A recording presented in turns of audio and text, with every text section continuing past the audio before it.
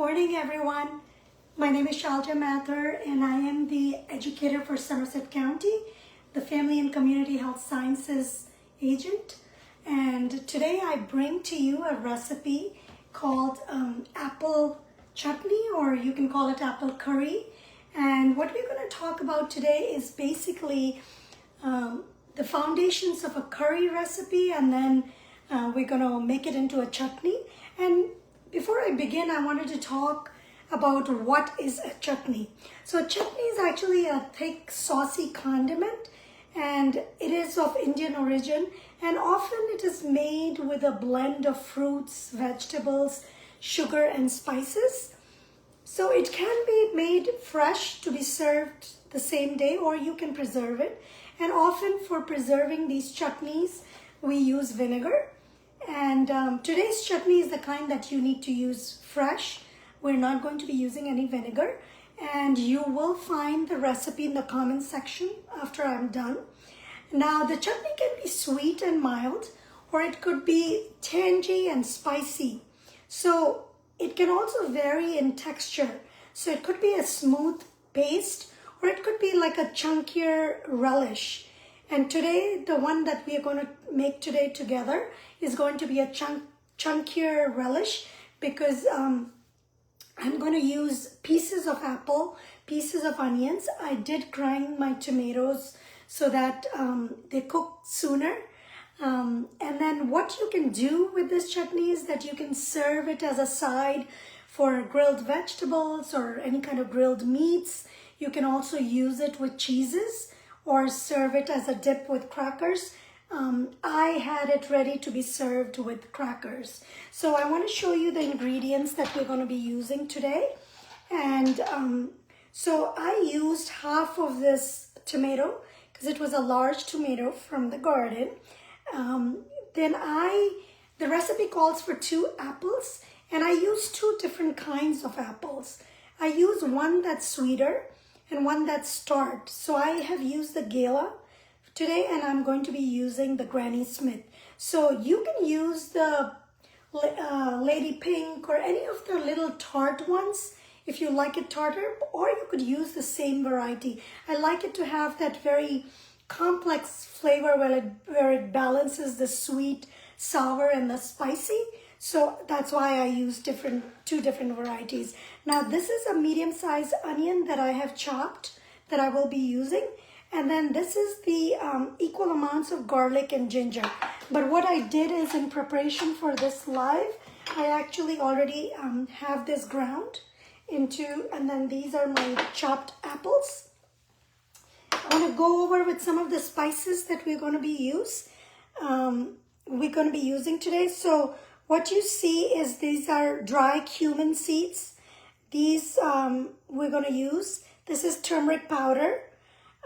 This is salt, and salt you can use as much as you want or as little as you want. This is ground red chili pepper. This is ground coriander seeds, which are the seeds of the cilantro plant. So these we use for flavoring. And in the center you see what is called garam masala, or it is a blend of many spices that is usually used to finish Indian recipes. The recipe also calls for some yogurt. I have used Greek yogurt just because the dietitian in me wants to make sure that we can add some kind of protein whenever we can, whenever we are able to. So I just whipped it a little bit. But if you are a person who doesn't like dairy and you want to use some other thing, you can use coconut milk with it. And now we're going to start making the recipe. And what we are going to do first is we are going to add some oil. So it asks for 2 teaspoons of oil. So I'm going to be using 2 teaspoons of oil first, and then I'm going to allow it to warm just a little bit, and then I'm going to start adding my spices. So the first spice that goes into the heated oil is your cumin seeds, the dried cumin seeds. And what you do with the cumin seeds is they do splutter. So if you're making it on a stove and you're not used to cooking with spices, especially mustard seeds can make a mess on your stove. So you can either use a lid once you put your spice into the oil, or you can use a splatter guard to, I like to use a splatter guard so I can see what's happening with my seeds. And once I hear it spluttering, I'm going to add all the other spices and the onion.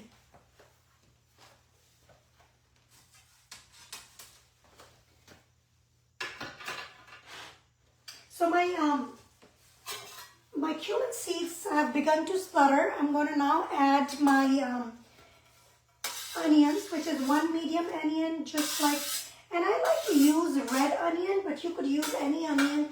I just like red onion because of the taste that it has.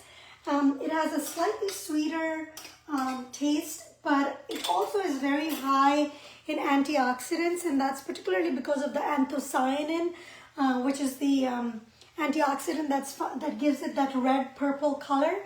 So it's definitely more heart healthy. So I like to use, whenever I can, I like to use these red onions more than the white and the yellow ones. But whatever you have at home, you can use. And then I want to allow the onions to just cook a little bit. And while they cook, I'm going to prepare my tomatoes. So I have half of the tomato here, and excuse the noise.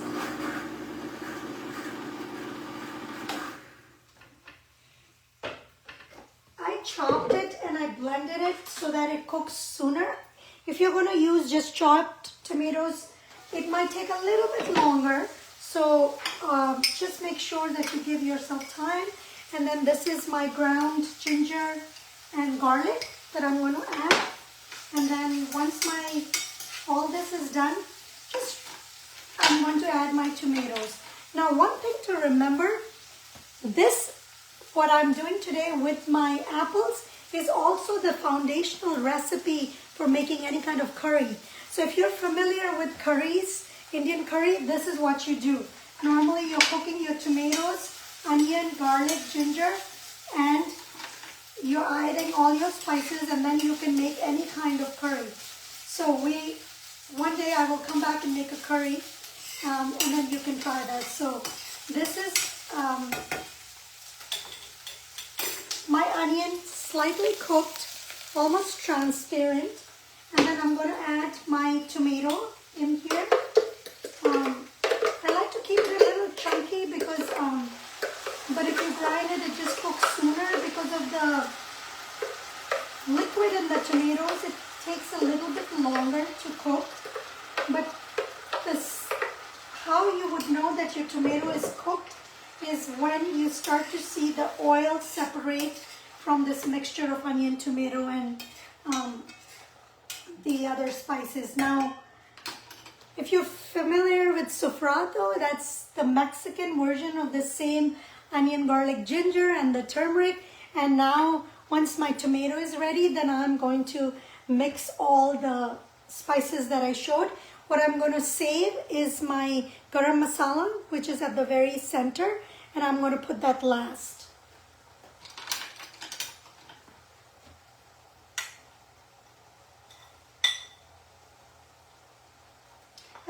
It seems a little involved, but it's not. And once you get the basics of making a curry, this chutney is really very tasty, and I hope all of you have started to think about your Thanksgiving tables.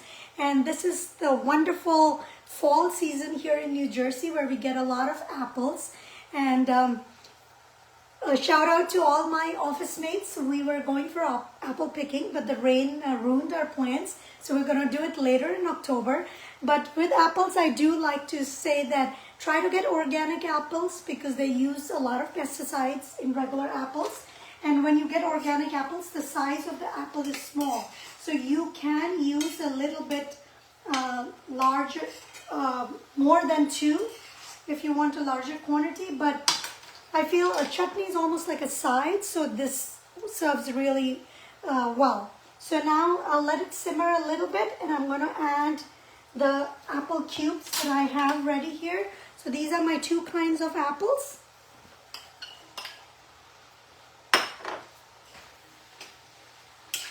And I'm just going to cover it and allow it to simmer a little bit. And then I'm going to finish it with, I'm going to cover it so that it kind of softens up a little bit.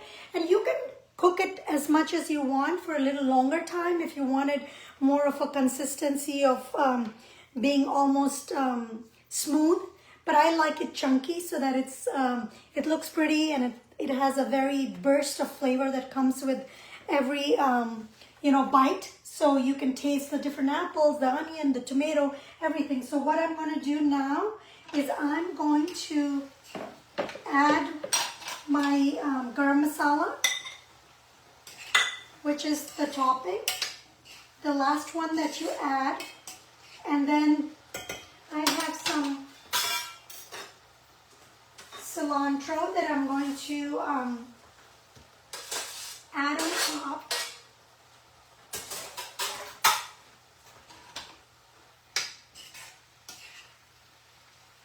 And the last thing you do is you add your yogurt. But because there's tomato and sour things in here, we don't want the yogurt to curdle. So you add it slowly, you lower your temperature, and as you add it, you're going to start mixing it.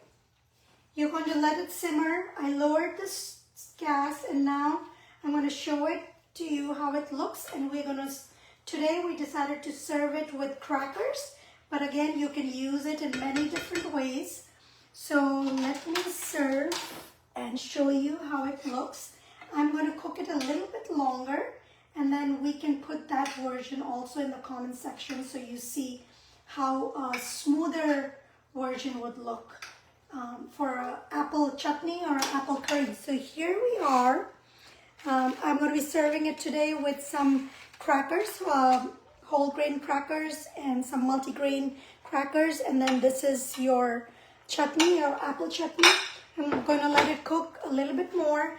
And this is all we have for today. Next week, we're going to be doing 2 kinds of smoothies.